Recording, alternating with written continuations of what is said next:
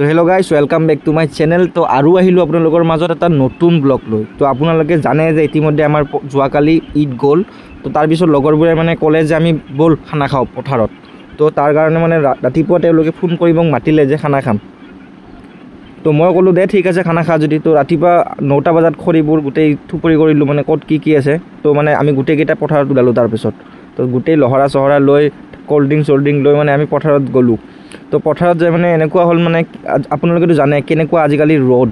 তো ৰ'দৰ কাৰণে মানে বেছি খোলা জেগাত থাকিব নোৱাৰি। তো ৰ'দৰ তাপ যিমান, তো আমাৰ ইফালে চাওক যিটো চশমা পিন্ধি মানে একদম হিৰ' হৈ আছে আৰু। তো মানে আমি আহি মানে জেগা এটা পালোঁ য'ত আমি বনাব পাৰিম, সুবিধা হ'ব। তাত অলপমান ছায়া আছে মানে। তো গোটেইবোৰ বস্তু আমি লৈ আহিলোঁ।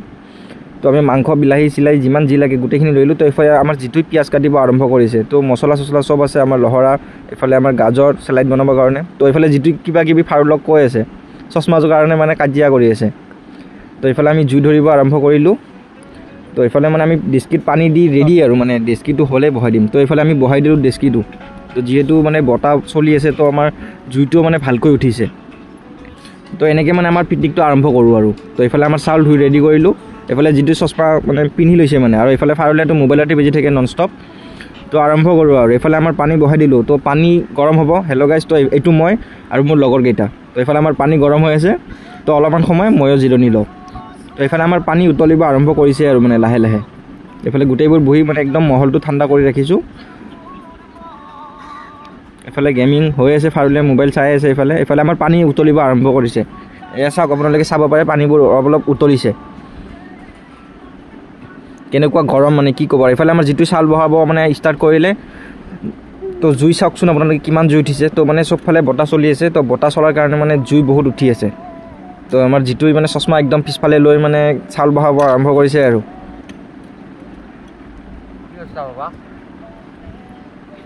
মানে কি ক'ম আৰু, ইমান গৰম দিন। যোৱাকালি ঈদ গ'ল, ঈদ খালোঁ। এবাৰ আকৌ মানে পথাৰত খাব বোলে। পথাৰত খাবৰ কাৰণে মানে আমি প্লেনিংটো কৰিছিলোঁ। আমাৰ মানে প্লেনিংটো মানে হঠাৎ হৈ যায়, আমি হঠাতে প্লেনিংটো কৰি দিওঁ।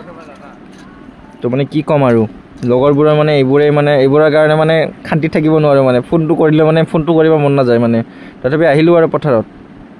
তো এইফালে আমাৰ ভাতো উতলিব আৰম্ভ হ'ব আৰু, মানে উতলিব ষ্টাৰ্ট কৰিবই আৰু, যিহেতু মানে যেনেকুৱা জুই চলি আছে। তো আপোনালোকে কমেণ্ট কৰি জনাবচোন ইনশাআল্লাহ মানে কাৰ ঈদ কেনেকুৱা গ'ল। তো এইফালে মানে আমাৰ গোটেইখিনি চাউল দিয়া কমপ্লিট হ'ল। তো লাষ্ট এণ্ডিং।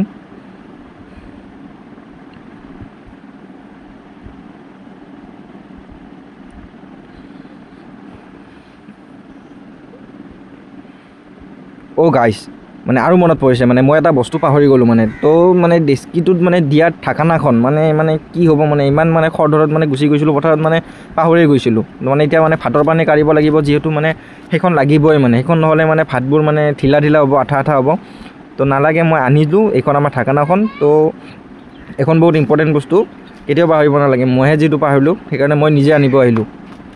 তো কিবাকৈ মানে ঘৰটো আহি পথাৰখন পালোঁ এতিয়া। তো লগৰবোৰে সিহঁতে বা কি কৰিছে চাওঁ আৰু। সিহঁতে চাগে বহি আছে আৰু কিবা কৰি আছে।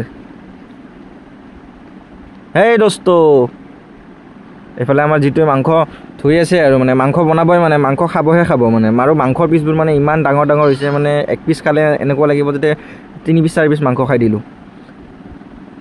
মাংসবোৰ মুৰ্গী মাংস পাইছোঁ যে, মানে ওচৰতে আমাৰ দোকান আছে। তো দোকানৰ পৰাই মুৰ্গী মাংসৰ প্লেনিংটো কৰিলোঁ। কি ধুনীয়া বতাহ দিছে।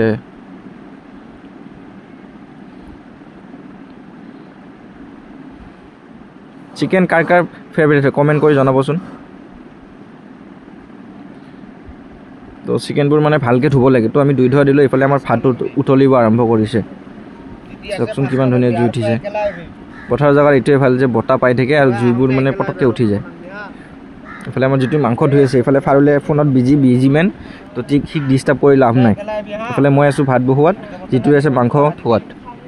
তো এনেকৈ জীৱনবোৰ চলি যাব চাগে আৰু, ভাত বহোৱাতে মাংস ধোৱাতে। এইফালে আমাৰ ধুই ধোৱা মাংস কমপ্লিট হ'ল। এইফালে আমাৰ ভাতো উতলিব হ'ল আৰু। তো এইটো মই মানে যিটো এইফালে বাল্টিঙত কিবা কৰি আছে নাজানো, ক'ল্ড ড্ৰিংক খালে অলপমান। এইফালে আমাৰ ভাতৰ পানী উতলিছে। তো হ'ব আৰু অলপমান দেৰি ৰ'ব। ভাতখিনি হ'লে আমি মানে মাংসটো বহাই দিম তো মাংসটো বহাওঁতে অলপ টাইম লাগিব এইফালে ভাত আমাৰ উতলি পৰিহে আছে মানে পানীটো অলপমান বেছি হৈছে তো তাৰ কাৰণে পানীটো অলপমান কমাই দিলোঁ এইফালে মই ভাতৰ পানী কাঢ়ি আছোঁ চাওকচোন হাগিব বহাৰ দৰে বহিছোঁ আৰু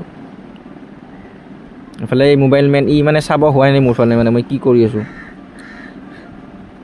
ইমান ৰ'দ কিমান কষ্ট কৰি আছোঁ এই ৰ'দত বহি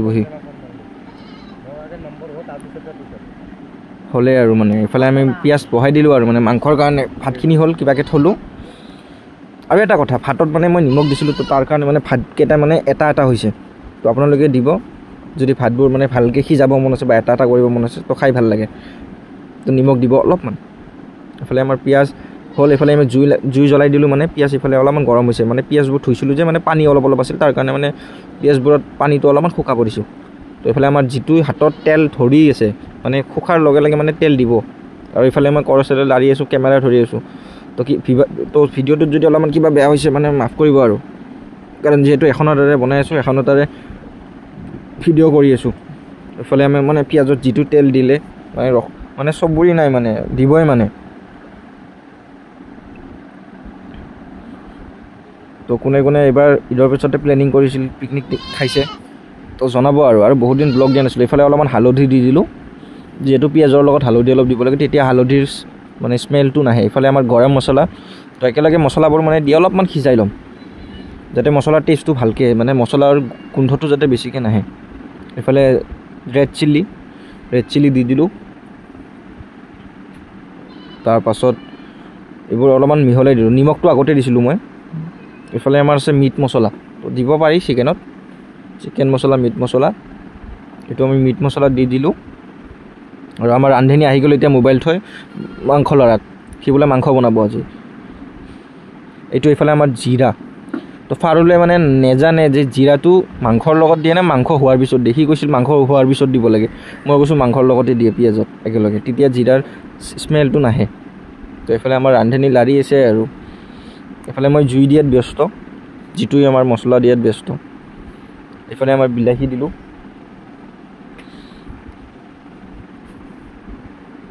তো ফাৰুলে বিলাহী লাৰি আছে আৰু বিলাহী মাংস একেলগে দি মানে বনালে মানে কি হ'ব মাংসবোৰ মানে সোনকালে সিজিব আৰু মানে মাংসৰ ভিতৰত নিমখটো সোমাব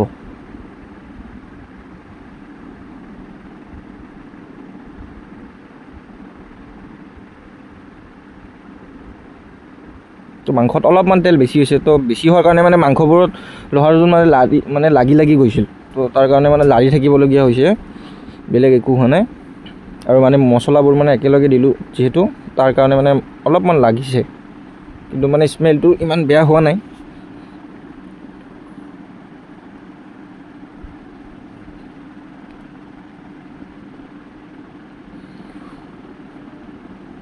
এইফালে আমাৰ ফাৰুলে মানে মোবাইল থৈ মানে এতিয়া মানে কামত লাগিব ধৰিছে আৰু মানে মেইন কাৰণ সি বোলে ভিডিঅ'ত উঠিব সেইকাৰণে এইফালে আমি ঢাকনিখন মাৰি দিলোঁ অলপমান সময় মানে মছলাবোৰ মানে সিজিব দিলোঁ আৰু মাংসবোৰ মানে অলপ সিজিব দিলোঁ তো এইফালে আমাৰ ঢাকনি গুচাবৰ সময় হ'লেই আৰু তো চালোঁ যে মানে অলপ মাংসবোৰ লাগি ধৰিছে মানে মছলাবোৰ আছে যিহেতু তো আমি কৰচেৰে লাৰি দিলোঁ তো অলপ সিজিছে আৰু তো এনেকৈ বনালে মানে কি হয় মছলাৰ স্মেলটো মানে নাথাকে তো মই এনেকৈ বনাওঁ আপোনালোকে কেনেকৈ বনাই কমেণ্ট কৰি জনাব তো এইফালে আমাৰ লহৰাত অলপ লাগিছে তো গোটেইবোৰ উখৰি গ'ল লহৰাৰ পৰা তো এইফালে আকৌ ফাৰুলে ল'লে সেইফালে আমি কলপাত আনিলোঁ লৈ আহিলে মানে আমি চেলাইত বনাম যিহেতু তো বহুত সময় লাৰি থাকিবলগীয়া হৈছে মানে জুইবোৰো বহুত উঠিছে মানে বতাহ যিহেতু দি আছে তো জুইৰ তাপটো বহুত বেছি তো তাৰ কাৰণে মানে আমি লাৰি থাকিবলগীয়া হৈছে তো লাৰি থাক আৰু বেলেগ উপায় নাই আৰু যিহেতু কষ্টকৈ বনাব আহিছোঁ জংঘলৰ মাজত মাংসবোৰ মানে মই কৈছিলোঁ যে মানে অলপ ডাঙৰ হৈছে সেইকাৰণে মানে ফাৰুলে কৰচেৰে ভাঙি দিছে অলপ সৰু হওক সেইকাৰণে তাৰপিছত মই ক'লোঁ যে অলপ পিছত দিবি সিজিলে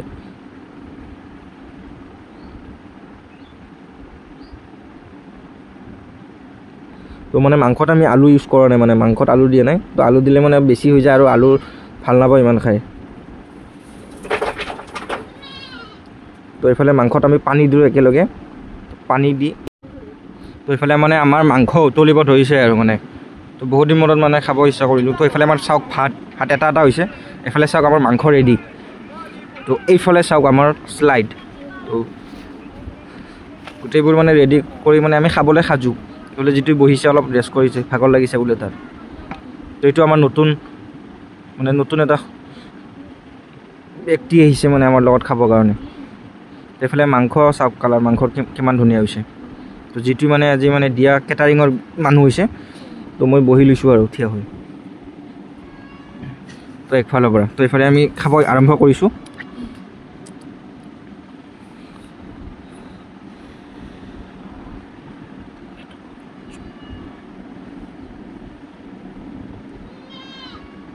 তো প্ৰথম ষ্টাৰ্টটো মানে ময়ে কৰোঁ মানে টেষ্টটো কেনেকুৱা হৈছে ৱাও বেয়া ধুনীয়া হৈছে মানে কি ক'ম আৰু মানে ক'বলগীয়া মানে উপায় নাই মজা হৈছে আপোনালোকে বনাই চাব এনেকৈ বাই বাই তো আমাৰ ব্লগ খতম আমাৰ খোৱা খতম তো আমি মানে যাব ল'লোঁ ঘৰ তো লাইক কৰিব শ্বেয়াৰ কৰিব কমেণ্ট কৰিব বাই